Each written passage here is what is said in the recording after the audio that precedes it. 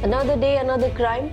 In Chhatrapati Sambhajinagar, formerly known as Aurangabad, police have arrested not one or two, but almost 116 people.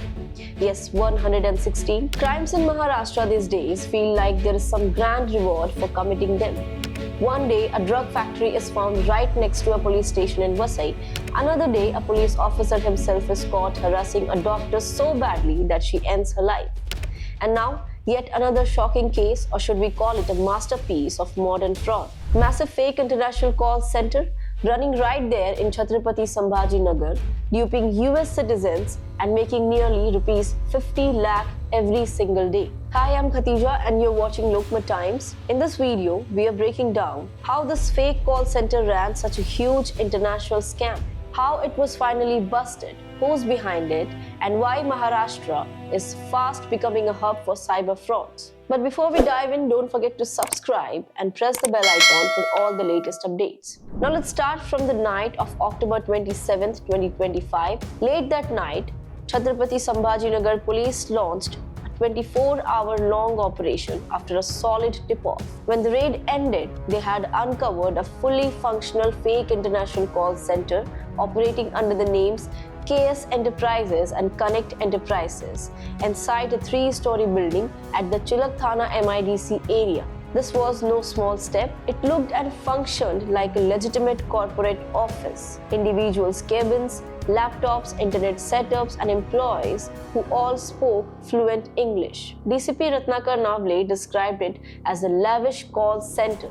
And these weren't your average workers. Most of them were engineers and many came from Assam, Tripura, West Bengal, Sikkim, Uttar Pradesh, Gujarat and Maharashtra. About 24 were women. Each employee was paid rupees 20 to 25,000 per month, with incentives going up to rupees 5 lakh and provided with food, flats and even car pickups and drops in vehicles with Gujarat number plates. They weren't allowed to step out, talk to outsiders or even bring anyone inside. One officer said a guard dog was stationed at the gate to prevent anyone from entering. That's how tightly this racket was controlled. So what exactly were they doing? But the scam was disturbingly clever. Workers made internet calls and messages to American citizens, pretending to be officers from the IRS, that is Internal Revenue Service, or the US Tax Department. They told victims they had unpaid taxes or pending legal cases, threatening that arrest warrants would be issued if payments weren't made immediately. Scared victims were then told to buy digital gift cards from platforms like Amazon or Apple, supposedly to clear their tax dues. Once the cards were bought, the fraudsters collected the redeem codes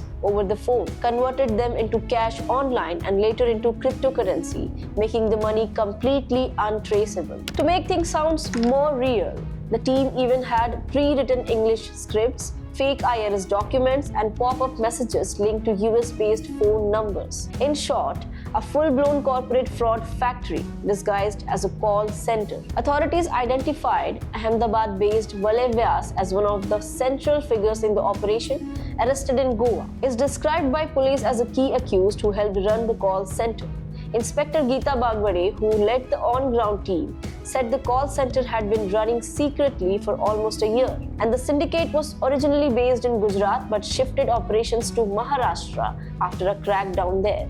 Inside the building, police found dozens of laptops, mobile phones, servers, and 56-page fake agreement showing the company was pretending to be an IT and software firm. Investigators also found the scale of the frauds was massive, nearly rupees 50 lakh a day, with money routed through multiple digital layers before conversion into crypto. During the raid, 116 people were arrested, including one minor, and several others are still being tracked. Out of them, 6 key suspects have been sent to 9-day police custody, while 108 others are in judicial custody. Now here's the most interesting part. This entire setup looked so routine that even local vendors didn't suspect a thing. A tea seller nearby said he was paid rupees 500 to 1000 every day just to deliver tea and cigarettes without asking any questions.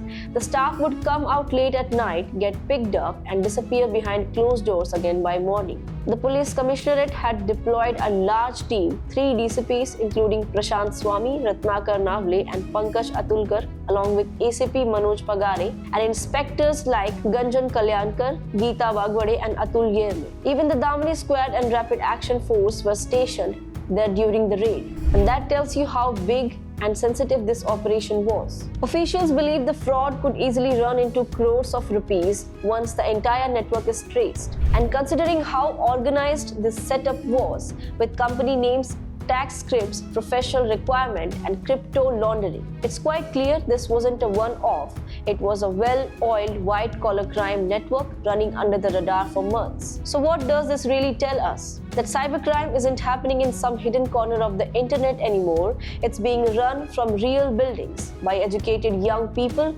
right here in our cities. And that's the scary part, when real talent is being used for scams instead of innovation. As Maharashtra sees one shocking case after another, from drug factories to fake call centers, it's worth asking, are we catching criminals fast enough, or are we just discovering new ways to commit old crimes? Now let us your views in the comment section. This is Khatija signing off, and you're watching Lokmat Times, where stories meet reality. Stay alert, stay aware, because sometimes the biggest scams are happening right next door.